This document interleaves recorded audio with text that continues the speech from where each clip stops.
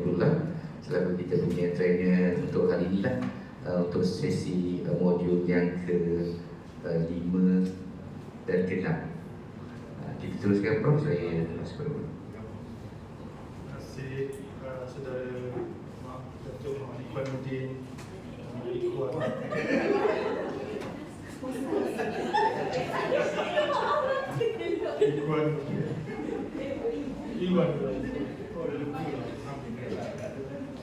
Assalamualaikum warahmatullahi wabarakatuh.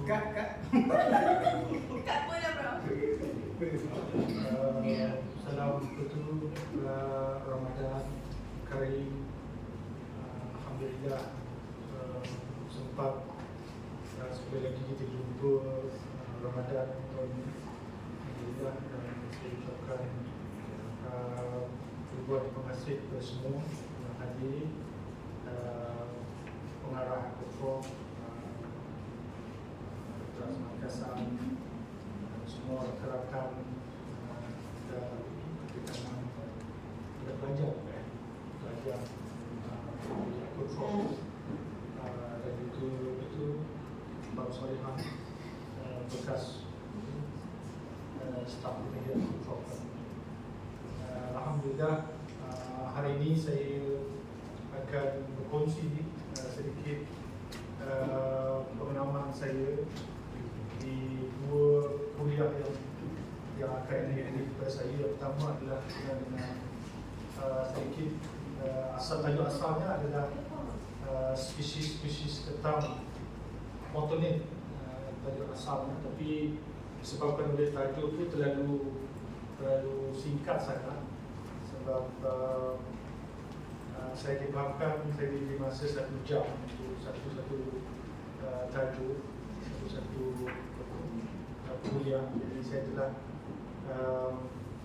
tambah sedikit kandungan kuliah daripada spesies ketam, daripada biologi akan ketam, termasuklah ada spesies ketam. Tajuk kedua nanti insyaAllah berkaitan dengan sistem ternakan. Saya akan fokus sikit kepada ternakan dalam sistem kandang ketam dan hutan bakau untuk pengalaman dan pengajaran kepada semua. Mungkin saya ingin mengambil kesempatan untuk memperkenalkan diri, dan saya tentu amat bertuah telah bekerja dengan hampir semua yang ada hari ini. Ramai yang kenal saya sebagai seorang peneliti yang berkaitan dengan ketam, udang galak dan lobster. Tapi mungkin ramai yang tak pernah hadir kuliah saya, kecuali pelajar-pelajar saya, contohnya Azmi, bekas pelajar saya, Dr. Iwan, bekas pelajar saya, dia ke Ruby, sedang belajar dengan saya. Jadi mereka biasalah dengan kuliah saya. Yang lain-lain tu mungkin tak pernah lagi. Jadi saya ambil kesempatan untuk bercerita sedikit tentang apa yang saya nak kongsikan dengan semua hari ini. Mungkin sedikit latar belakang. Saya rasa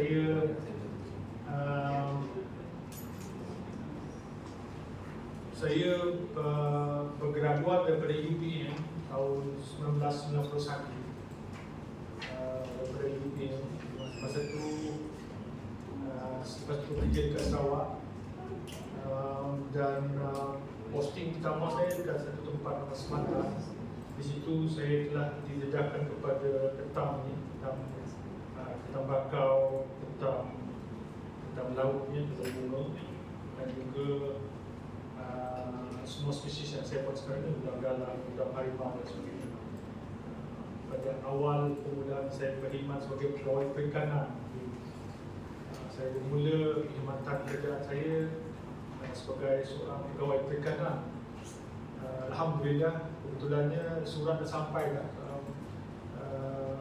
hujung bulan lepas, sampai pengesahan bahawa saya telah berkhidmat kemungkinan 34 tahun. Maksudnya servis saya di Jabatan Perikanan itu disambung dengan servis TUMT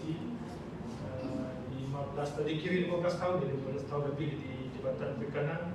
Campur sini dalam 19 tahun. Saya servis saya 34 tahun. Dan saya pencen tahun lepas, insyaAllah. Kalau rezeki saya ada, saya pencen dengan Metro tahun lepas. 34 tahun servis perkhidmatan dalam kerjaan. Kalau 34 tahun solid, Siti apa tu?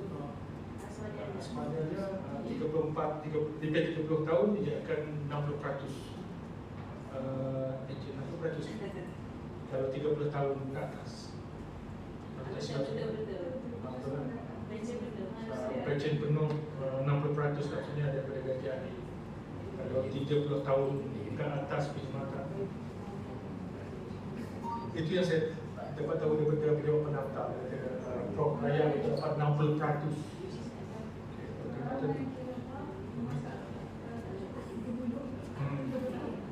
Ramai pensyarah tak cukup 30 sebab pensyarah kan dia belajar. Bila pensyarah belajar tu biasanya pensyarah akan start mula bekerja tetap tu umur 30 lebih. 30 lebih ataupun 40 dekat 40. Saya mula bekerja umur 23, 24 gitu kan. Jadi itu sebabnya boleh sampai 30 lebih tahun. Dan sepanjang perkhidmatan hampir 30 tahun depan 34 dalam perkhidmatan, tahun ni dalam 33, ketam bakau dan ketam bunga dan udang harimau dan udang galah adalah spesies yang selalu saya kaji dan usaha dan ternak. Jadi insyaAllah hari ini saya akan kongsi bersama tentang sedikit ilmu yang saya ada dari semua. Dan untuk kuliah pertama saya akan memulakan dengan biologi kebiakan ketam potonet. Kita start. Saya akan teruskan.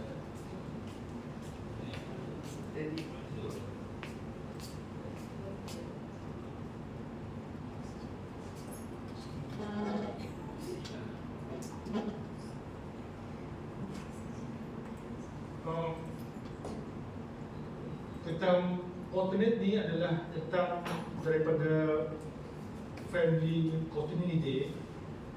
Cottoninidae ni adalah satu kumpulan ketam ataupun dalam bahasa Inggeris ni true crab, sebenarnya ketam yang betul-betul lah. Ada ketam ada ketam tak betul pun ada betul maksudnya dalam istilah saintifiknya true crab ni ketam yang ada kaki, ada sepit, ada kaki renang. Jadi ketam potonet ni adalah contoh true crab. Sebenarnya dia sifat dia ada kaki renang, dia ada 2 kaki renang dan dia ada 3 pasang kaki jalan. Dan di atas ni kita sebut sebagai pasangan pertama, first walking leg, kaki jalan yang kedua, pasangan kedua dan pasangan ketiga. Dan yang di hadapan tu adalah dia punya silipet ataupun pinsel, 2 bahasa Inggeris, terminologi bahasa Inggeris yang biasa dipakai, ataupun sepit lah, pasal sepit tu. Dan dalam tahun 1992-93 saya baru je masuk kerja pada tu di Jabatan Perikanan.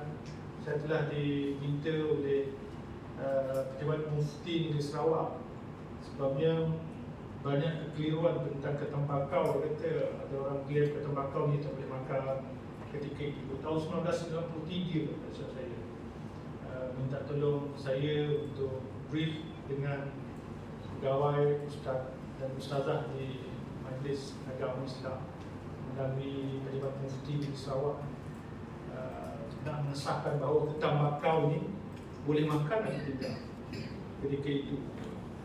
Sebab teknologi yang digunakan untuk ketam bakau itu adalah ketam yang duduk atas darat. Dia kata kategori 2 alam. Lama duduk atas darat, macam mana kita boleh makan ketam ni. Jadi kebanyakan masyarakat di Sarawak, di kawasan pendalaman itu dia hanya makan ketam laut, ketam bunga tu je. Ketam hitam, ketam bakau tu mereka takut nak makan. Disebabkan oleh dikatakan dua alam lah ketam ni kan. Ketam bakau ni. Dan ini adalah 5 jenis atau spesies ketam alternate yang biasa kita tengok. Dan kalau kita lihat kesemuanya ada kaki renang kan. Yang di hujung sekali adalah ketam harimau ataupun Caritis variatus hujung kali itu. Ada yang dalam bahasa sains yang umum juga dikenali sebagai ketam Christian crab disebutnya. Ketam salib disebutnya sebabnya ada salib di depan ni. Christian crab disebutnya. Dan yang kedua ni adalah ketam bunga ataupun ketam radio ataupun nama sahaja Coptonus pelagicus. Dia ada dua warna. Warna betinanya warna orange kekuningan, warna jantannya warna biru. Jadi mudah dia nak tengok ketam ni. Kalau warna biru tu adalah warna untuk jantan dan kalau warna kuning tu adalah warna untuk betina. Saya alhamdulillah telah diberi rezeki untuk pergi ke Cambodia baru 2 minggu di sana.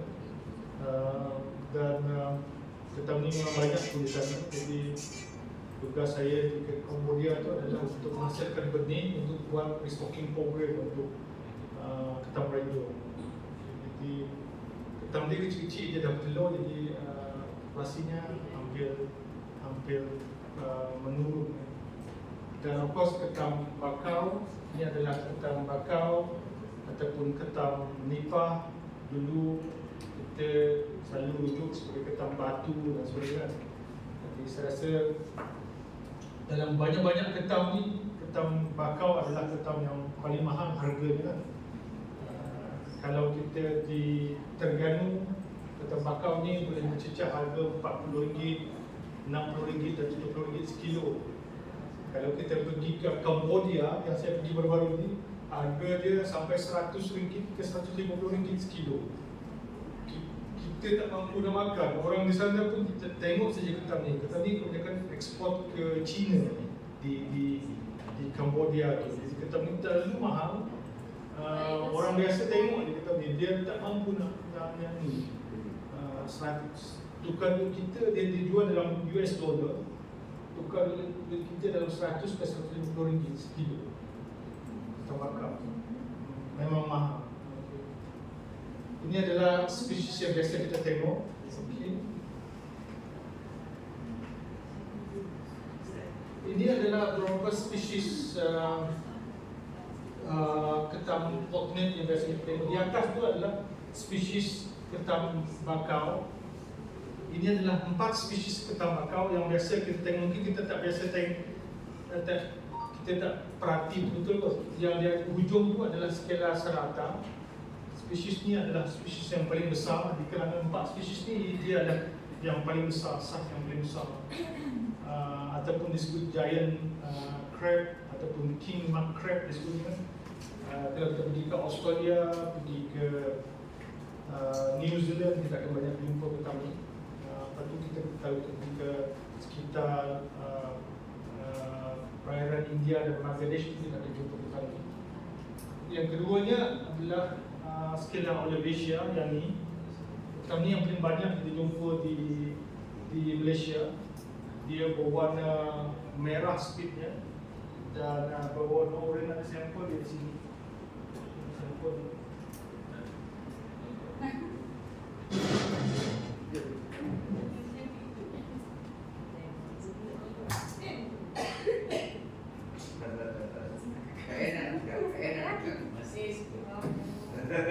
Dia warna merah speed dia. Ini warna merah. Ada juga warna oranye, tapi kebanyakan di Malaysia dia warna merah nyala ini kan. Ini adalah Scala olivacea. Mudah dia nak tengok dia. Kalau ini adalah Scala olivacea. Spesies ini adalah spesies yang paling ramai orang suka sebab isi dia agak padat sikit, isi dia rasa manis dan padat. Walaupun ini ada daripada 4 spesies, ini adalah spesies yang paling kecil sekali saatnya bandingkan dengan yang spesies yang lain. Dan ketam ni kita boleh beza dia secara kasar dia ada kaedah yang morfologi untuk menentukan spesies dia berdasarkan speed dia, berdasarkan dia punya ketajaman pada cengkerang di sini di atas ni, dan berdasarkan corak dia. Ketam ni kita tengok mudahnya kita tengok dia berwarna orange, berwarna merah, dan di bawah badan dia berwarna gelap sikit, bukan warna putih, gelap sikit. Ini adalah ketam kita sebut ketam nipah ataupun ketam orange muskrat, dikenal oleh Fisher yang di sini. Yang nombor 3 ni adalah Paramomosai. Paramomosai ni ketamnya agak besar. Dia besar lagi daripada ketam ni. Badan dia warna purple sikit, warna speed dia warna purple sikit. Bawah dia putih cerah. Dan yang ni adalah Toscoberica. Ini adalah spesies balik sebenarnya. Ini adalah Toscoberica. Dia warna dia lain sikit, dia tak warna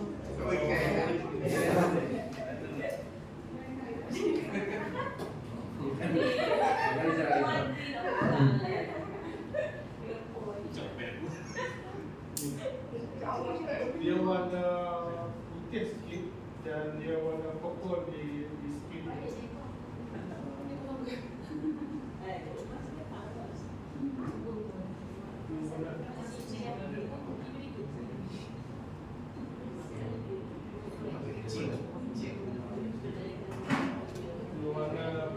Warna purple sikit dan warna putih di bawah. Dan Toscoberica ni adalah spesies yang juga paling banyak ditemui di daerah kita di Malaysia. Jadi 2 spesies ni, 3 spesies ni memang ada di Terengganu. Olivia, Paramomosai dan Toscoberica ini juga ada di sini. Sudah ditemui. Contohnya macam spesies di bawah ni adalah spesies yang kita biasa tengok dan biasa kita jumpa di pasar-pasar. Yang ujung tu adalah Christian crab tadi, Crabis Ferrectus. Di bawah tu. Yang ni adalah Cottonus paleticus, ketam kuno. Yang ni adalah Sombreratus, Cottonus paleticus, ataupun three spotted crab, dia ada bintang 3 dan 3, jadi bintang ini. Dan ini adalah Cottonus tuberculatus. Kita ada juga di perairan kita, tapi jarang dijumpai. Jadi ini adalah spesies yang biasa kita jumpa, dan biasa kalau kita siapa yang biasa makan ketam, mungkin kita biasa makan 3 jenis ni. Kalau kita pergi ke restoran yang besar di Kuala Lumpur, kita boleh jumpa king crab di segala selatan. Di pasar-pasar seafood mungkin ada ni. Yang harimau ni, yang ketam rejong ni. Yang ni kita biasa jumpa dekat belakang kita biasa jumpa. Jadi itu adalah spesies ketam.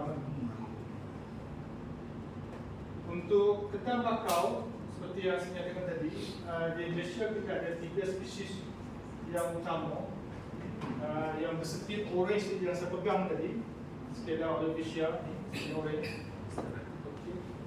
Yang Toscoberica ni sikit dia warna ungu.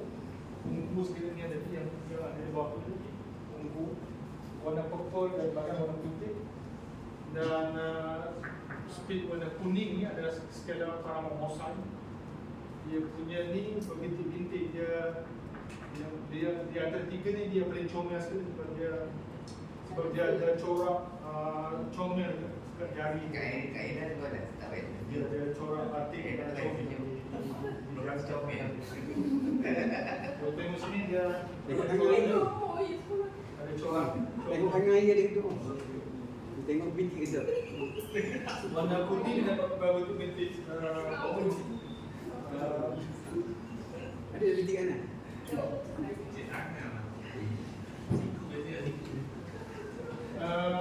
Kita ni mudah nak tahu jantan betina. Perkara yang paling asas tadi ada dalam biologi lah, apa biologi. Kita nak tahu yang mana satu betina, mana satu jantan. Di ujung tu adalah jantan, kekas jantan. Semua ketam protonid ni jantan dia dia ada disebutnya dormant flick ni yang tirus macam piramid. Setiap satu tu dia ada segmen dia 1, 2, 3, 4, 5 ada segmen di sini.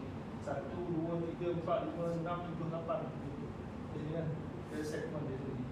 Ini adalah ketam betina, dia agak lebar sedikit. Kejadian dia mudah je. Sebab apa betina perlu lebar? Satu sebabnya fungsi dia adalah untuk menangkung telur. Bila dia bertelur, fungsi dia, kejadian dia adalah untuk memegang telur supaya telur tu dipegang dengan banyak. Itu sebabnya untuk betina dia besar sikit untuk memegang telur yang keluar daripada badan dia. Yang tengah ni adalah ketam betina tidak matang. Dulu masa saya datang ke Terengganu, masa bermula datang ke Terengganu bersama Azmi, saya tengok master dia, Nabi Wan dulu. Kalau di STU, orang selalu sebut ketam ni ketam pondang. Ketam pondang. Sebab dia kata dia bukan jantan, dia bukan betina. Dia kata ada 3 jenis ketam betina sendiri. Dia jantan, ketam betina, ketam pondang. Saya pun pergilah ke STU tanya dengan orang kan apa yang dirujuk sebagai ketam pondang.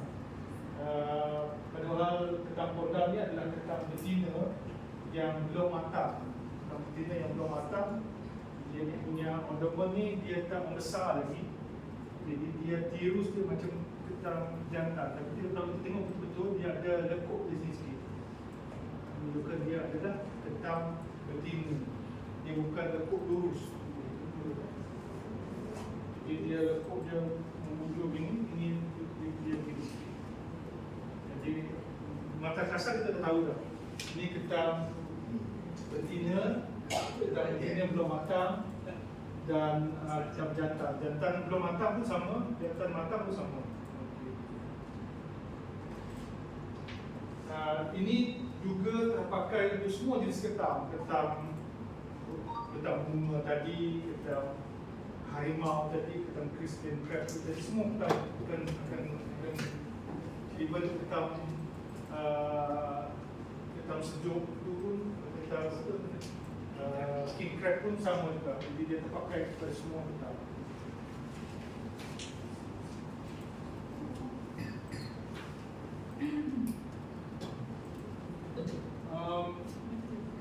Dalam ketam,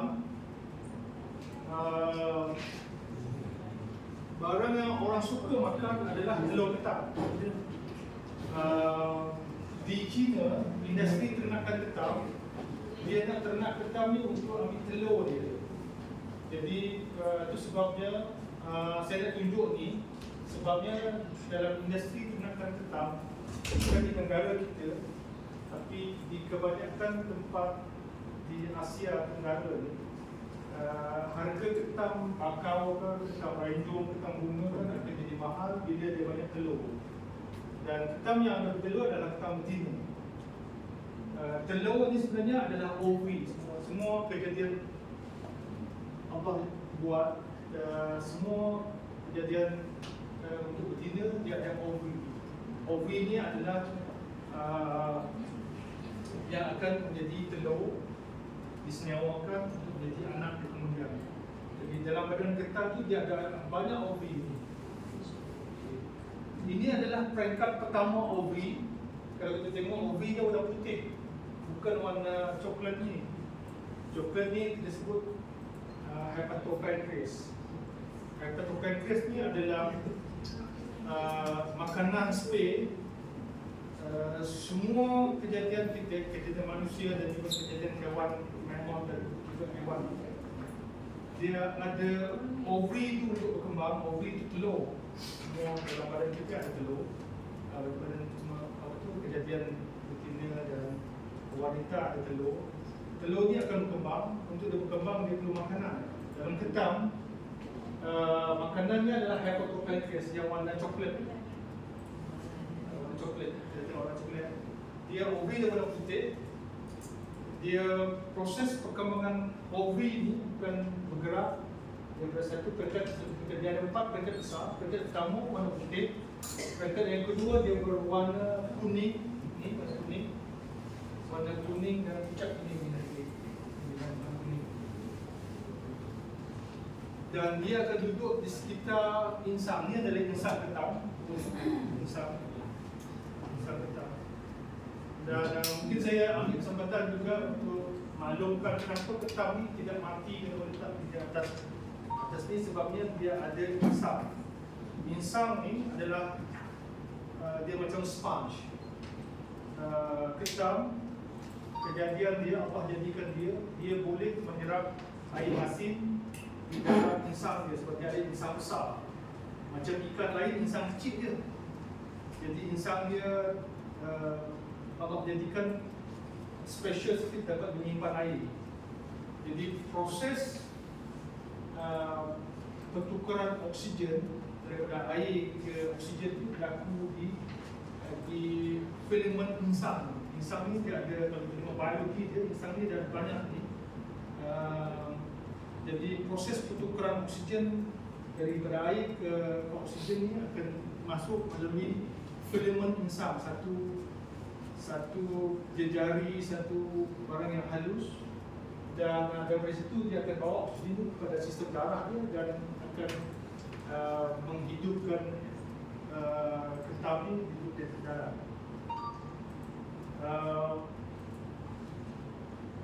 Tetapi bekalan air ni akan habis bila dia duduk atas darat. Semakin lama dia duduk atas darat, semakin cepat dia habis bekalan air dia. Sebabnya dia banyak aktiviti di atas darat ni kan, dia bergerak dan sebagainya, menggunakan banyak oksigen. Semakin banyak dia bergerak, contohnya siang hari, masa hari panas, dia akan bergerak banyak dan akan menggunakan oksigen banyak, dan dia akan menggunakan air dalam insang ni cepat. Itu sebabnya ketam ni, kalau kita biar dalam siang hari, dia cepat akan mati lah. Sebabnya bekalan air itu akan habis untuk menghasilkan oksigen. Selepas semua bekalan air dalam badan yang habis, kalau kita masih letak atas darat, contohnya esok ketam tu masih hidup lagi kat rumah dalam berhenti dia, dia akan ada buih di mulut dia, banyak buih di mulut dia. Buih ni adalah tanda dia dah dalam peringkat menggunakan cecair daripada isi dia. Jadi cecair dalam insang dah habis.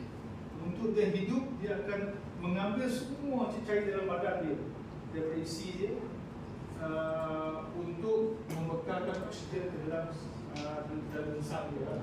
Dan ini disebabkan proses hidrasi yang tinggi ini akan menyebabkan ketam ni menjadi buih. Kalau tipnya, kalau kita pergi ke kedai, kalau kita beli ketam yang ada buih kat mulut dia, ketam tu tak comel dimakan, maksudnya kalau dimasak, kalau dimasak, ketam ni akan jadi lembik, isi dia lembik. Isi dia tak ada. Bila kita masak dia, isi dia lembik, memang hilang isi dia. Sebab kebanyakan tisunya dah jadi cair. Dah jadi cair. Dan itu sebabnya kalau kita pergi ke kedai, kita mahu ketam yang dah berbuih, mesti ketam tu dah 2-3 hari dia duduk di pasar. Dan strategi pengusaha adalah merenjiskan air ke dalam ketam tu. Sebab tu ketam tu kalau dia simpan sampai esok, penjual akan ambil air renjis ke atas ketam tu. Jadi renjis ke ketam tu tujuannya untuk memberi air yang baru ke ketam supaya dia boleh menjedut air ni dalam insang dia.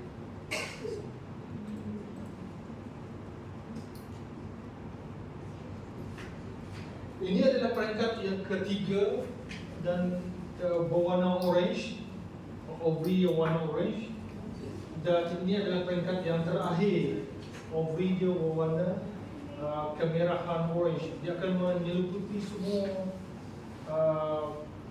bahagian dalam badan dia, dan kalau kita lihat kata-kata pankreas dia dah tak ada dekat ni. Maksudnya semakin ovary itu besar, semakin banyak dia menggunakan makanan. Makanan dia adalah kata pankreas. Semakin kecil lah makanan dia, jadi dia semakin besar. Dan kalau kita tengok dalam histologi ni, saya tak ada gambar histologi Azmi, Dr. Iwan nak buat masalah Azmi sebab dia buat master dia dalam tu. Dia ada telur sebutir-sebutir. Maksudnya di peringkat ini dah nampak dah telur dia sebiji-sebiji. Nampak dah sebelum dia keluar untuk menetas jadi telur yang betul. Dan ini adalah 4 peringkat. Jadi apa yang biasa kita buat adalah ketam yang warna ni adalah paling laku sekali sebab dia sedap telur dia. Jadi orang goreng ketam ni guna telur masin dan sebagainya. Dan yang dia gorengnya adalah ni, telur ni. Di China memang dia ada industri menternak ketam betina ni khas untuk menghasilkan ketam bertelur. Jadi industri sekali dan harganya begitu mahal sekali. Dan sebab telur ni adalah yang mahal lah. Kalau kita goreng ketam ni, dia mesti ada telur. Ini adalah ketam betina yang matang, yang hampir menetas kan, yang warna merah.